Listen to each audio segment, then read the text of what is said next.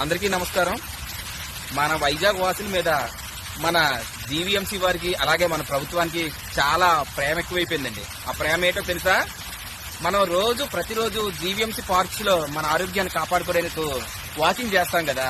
ఆ వాకింగ్ మీద ట్యాక్స్ చేశారండి. నెలకు 60 రూపాయలు చొప్పున సంవత్సరానికి 720 రూపాయలు ట్యాక్స్ అట. ప్రతి ఒక్క వాకింగ్ చేసే పర్సన్ కట్టాలంట. బాగుంది కదా అది? ఎలక్షన్ ముందు ఏదో హామీ ఇచ్చారు సంపద సృష్టిస్తా అనేసి. ఆ సంపద సృష్టిలో ఇది భాగంగా ఉన్నట్టుంది. చూస్తూ ఉండండి, త్వరలో మనం పీల్చే గాలి మీద కూడా ట్యాక్స్ వేస్తారు.